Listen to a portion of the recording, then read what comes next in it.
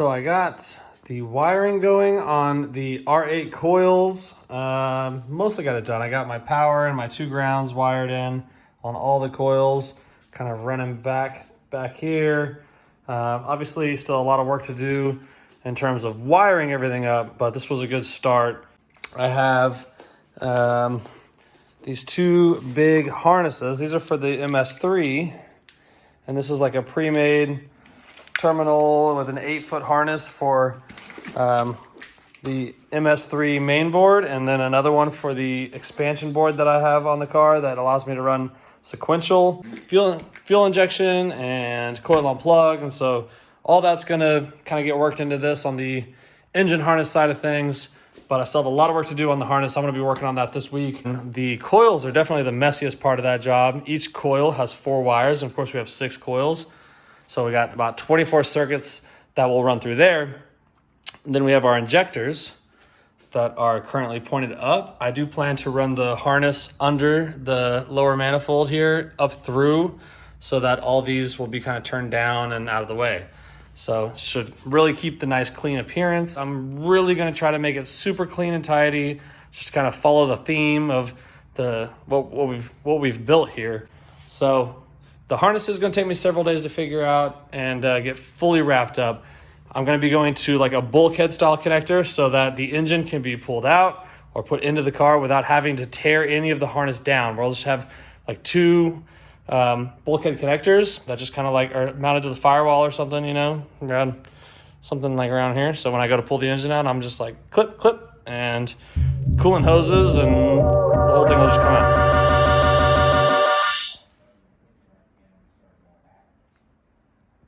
I'm carrying on with the wiring harness install. Kind of got all the wires just laid loosely where they belong.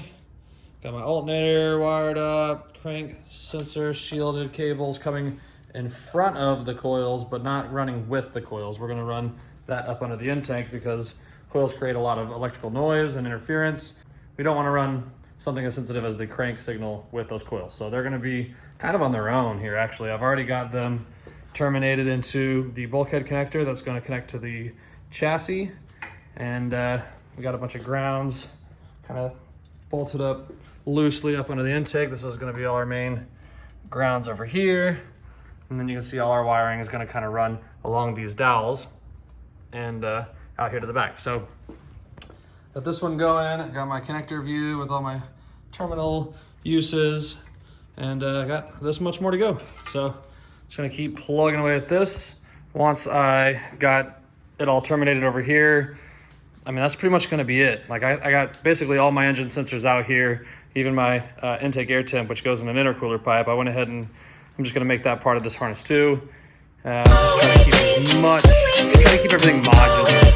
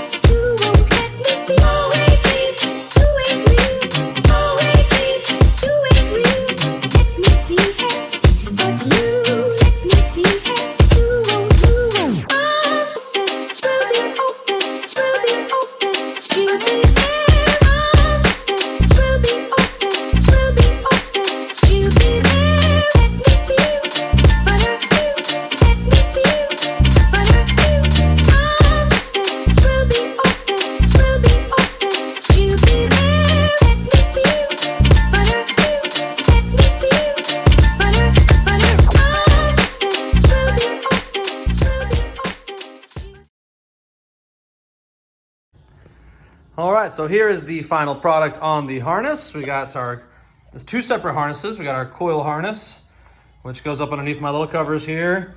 These are printed on PLA. Someone brought up a good point that PLA probably can't withstand the engine temperatures for very long. Its melting point's about 400 degrees Fahrenheit, but it does start to soften up significantly before that. So I'm gonna have to reprint these with the PETG, which is just a little bit more robust plastic. Still might have issues down the line, but this is a pretty non-critical part. But I got all the harness routed underneath that stuff. Coming back here to a bulkhead connector, we've got our main grounds going to the bottom side of the intake there. And then that's one harness, and then the main harness starts with these two connectors here and goes up underneath the manifold like so. I'll have some nice fancy retainers to hold it to these little threaded bosses that are on the stock lower intake manifold, so that'll be real nice and tidy. I gotta take all this off so that I'm not doing anything too permanent right now. But I got all my sensors kind of tidied up. I'm running the injector connectors up through the runners so that everything looks really clean up here. Got my cam sensor. Harness comes under here, oil pressure switch. That, again, is not permanently mounted. I might end up clocking that in a different direction, but I did want to make sure I had enough length to the wire, so I put it in the farthest spot from the harness for fitment purposes. Here we have our TPS connector. Again, I got to figure out how I'm going to clock the TPS. I'd like to run the throttle cable under the intake runner, have it come out here to actuate the throttle. So in addition to the TPS connector, I've left on this long section here, and this is going to go to our intake air temp sensor, which is not going to be mounted on the engine. It's actually going to be tapped into the intake pipe somewhere about, somewhere around here or so. So I left plenty of length to go ahead and route that in, just so that way the engine controls are all central to the harness. I don't have to add any wires or anything weird like that in the engine bay. So anyway, the harness then comes up here. We got our VVT solenoid, and we're gonna run our harness over here to our crank sensor and our alternator. So this was done in a 2-harness system on purpose because you don't wanna run your crank sensor signal wires anywhere near something like ignition coils. They create a lot of electrical interference and can affect crank signal. So I wanted my crank signal wire to be to not run parallel to these coil wires. But anyway, the harness turned out really good. Now what I got going on is I needed to make an adapter for my throttle position sensor. You got just this eBay universal throttle body, and it's a 70 millimeter, which is gonna be a nice size for that 3-inch intercooler pipe I plan to run. But it's set up to be used with like a Q45 TPS. And those are really expensive. So instead, I got a LS1, just like a universal or aftermarket LS1 TPS. And it is okay, but the D-shaped shaft on the throttle was a little too small for the D-shaped hole on the TPS. So I 3D printed this little sleeve to slide over this so that it will fit nice and snug inside the sensor. But the bolt holes they're not going to correlate with the bolt holes that are existing for the Q45. So I also 3D printed this adapter, and this I did do out of the PETG already, just to be able to withstand a bit more heat. But I got this adapter which the TPS just snaps beautifully into. So it's a real snug fit. I'll put a little bit of some sort of epoxy or something to just make it permanent. But you can see it fits really nicely into there. And then this has holes that will line up with the threaded holes on here. So that way we'll be able to run this $20 sensor instead of a big fancy expensive sensor. And then finally, what I'm working on, now that the harness is done, is I got the Mega Squirt tour open. This is my MS3, and this is a board that I soldered and assembled all myself. And you can see a lot of like jumper wires in here, and it's kind of a mess in here as I was kind of learning my way through this. But I got to make some changes to the board because it is set up for a single coil ignition system. So we're gonna have to change that to be our sequential Audi coils that are on there.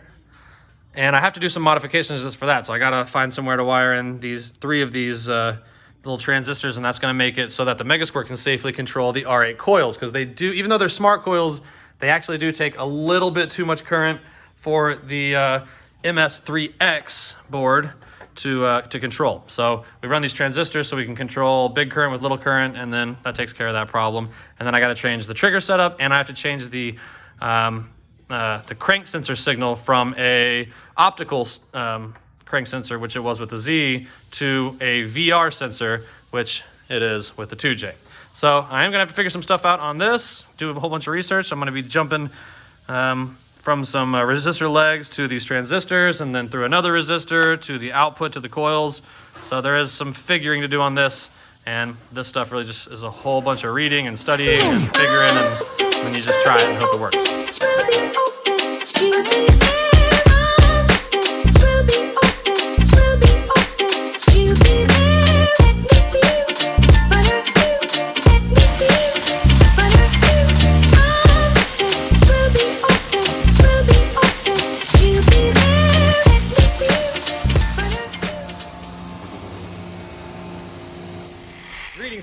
Steve here at the shop today at BSP, and today is the big day. We are going to be dropping the engine and transmission into old Goldie. I hauled it here this week, hauled them separately because they're both humongous and weigh a ton. But I got them here and we're going to be putting them in Goldie today. So let's see how this goes. I don't really have a plan yet. All right, so we got the engine hanging on the chain here. We need to bolt it up to our transmission. We got our ATF converter with this beautiful billet rear cover. And the other side is just a normal torque converter. It's not a full billet.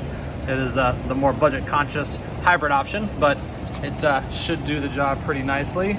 So I'm gonna get these two mated together, hopefully for the last time. I don't expect to pull them back apart again. So I'm gonna go ahead and get them bolted up and torqued up.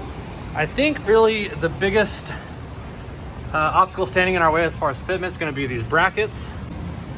So it's obvious that these brackets are gonna be in the way, so I'm gonna go ahead and just lob them off. I was gonna drill out spot welds, but instead I'm gonna use the old plasma cutter and chop this off, get them out of the way quick and fast.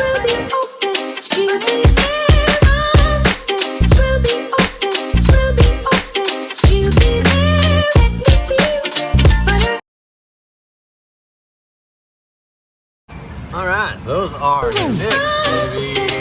Lots of space now.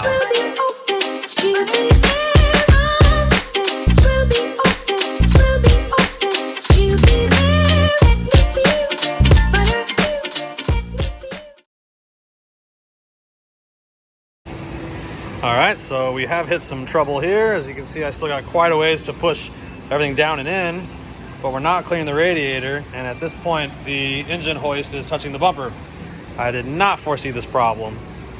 So to get the bumper out, I'd have to just back everything up, and I can't just slide back because I have to like lift the engine at the same time. This is the only time I'm gonna do this such an awkward way, because I just need these two coupled together to figure out where to put mounts. Once I have mounts, I'll never do these together like this again. But at this point, I think the easiest thing to do is gonna be to pull the radiator out in lieu of moving the bumper, and hope that that's enough for me to get the engine in a more movable and shiftable position. All right, y'all, we're in the thick of it now. Engine and trans are located in the car. This took quite a lot of doing. Radiator and bumper had to come off. Steering rack had to come off, although we got it back on now, and it's very tight, the amount of clearance we have there on the oil pan. So we're working on putting some solid mounts. We were wanting to go from the original mount location to the 2J bracket mount, but they're just way too far offset. Looking at it, we're gonna have to do some weird stuff to make that work. So what we got going on now is we're actually welding steel plate, 1/8" steel plates onto the chassis of the car, on the actual body, as you can see here. And that's gonna go directly up to the mount, and the engine is gonna be supported by the body of the car rather than the subframe. So that's definitely the easiest way to do that, particularly on this side, because we'd have to go like really hard angle to try to land right here, and I just don't think it'd be structurally sound enough. So we're gonna be MIGging some plates to the body, using some chromoly 1 3/4 tubes that I've left over from the roll bar, and capping them off with a little nut welded insert, and then we'll be able to just run a bolt straight down into it, and that's the call for now. So I got one side welded up. We got our steel plate on there, our chromoly tube, and that's all fully MIG welded. What we did was we welded a nut on the underside of this little plate here, and then welded it to the tube. So now we just have a through bolt using the stock bracket, and our through bolt just goes through here and threads into a little bar. And that's a permanent part of the car, and that's the plan. I don't think that's gonna cause any harm there. I think this is gonna be the best option. Might be some hella vibration inside the car, but that's race car stuff, so we're cool with that. So we're just working on finishing up the pipe on this side. Brandon already got our plate welded up, and it looks gorgeous. So just got this side locked in so we can align that side without having any kind of alignment issues when we're finished. All right, so we finished up last night real late and had to call it a night early, so I'm back again tonight. Excuse my voice, I'm feeling possibly a little under the weather. But we did get the engine mounts fully fabbed up and welded into the body, and the engine is being supported by them right now. And actually, so too is the transmission. The transmission is just dangling from the engine.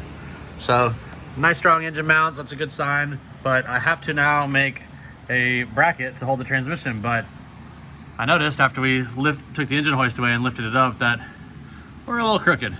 So that's a pretty easy fix. I'm just going to lift up the engine mount bracket off of our mount here, and just I got a shim that I'm going to just put in between those, and that should level things out nicely and afford us just a little bit more room in these places where we're kind of making contact. The pan's kind of touching on this side and on this side just a little bit, and it'd be better if it wasn't. So I'm going to shim that engine mount and get it up, and then we are going to find a solution for supporting the back of this transmission. All right, so I'm working on support for the transmission now. As you guys saw, I had to chop away the previous brackets that the Jatco used. The Turbo 400 is much larger. So I'm really just need to build something to build off of here. The frame rails are pretty thin. It's like 14 gauge steel, and you can't really bolt anything to that with any kind of structure. So what we got to do is weld plates on like we did for the engine mounts. So I've done that over here, and I know this looks awful because this frame rail was all smashed in and bent up to shit. So I just hammered this flat and fully welded this steel plate in here. And you see these threaded nut inserts. That is just some nuts that I welded on the back of the plate that I'm welding in, just to create a nice threaded hole to have my bolts fastened to. So this is the one for the other side, and you see I've already cleaned the metal away for the most part. Needs a little bit more cleaning, but and then I drilled these holes as I drilled those holes to be reliefs for the back of the nuts to kind of fit through. So that's how we are creating something stiff to mount the transmission support to.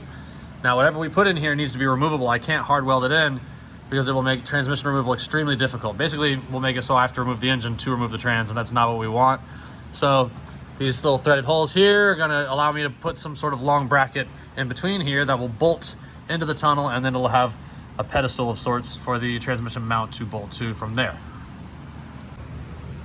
Both of the brackets are welded onto the frame rails here, and I got my new bracket bar right here that I just put together, welded up, and put some paint on. Let's see how she fits for the final fitment.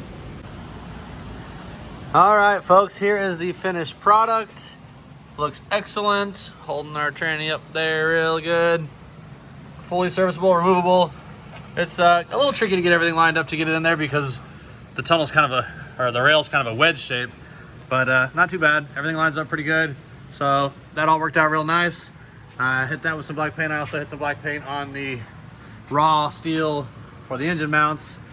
This is chromoly. I didn't really worry about painting that. It won't really rust, except maybe around the weld. But I didn't want to get paint on the engine, so maybe I'll come back and try to brush those with some paint at some point. But that's pretty much a wrap for all the mounts and everything sitting in the car. You could push this across the finish line or tow it. Hey, pop the hood. Pop the hood? Pop the hood.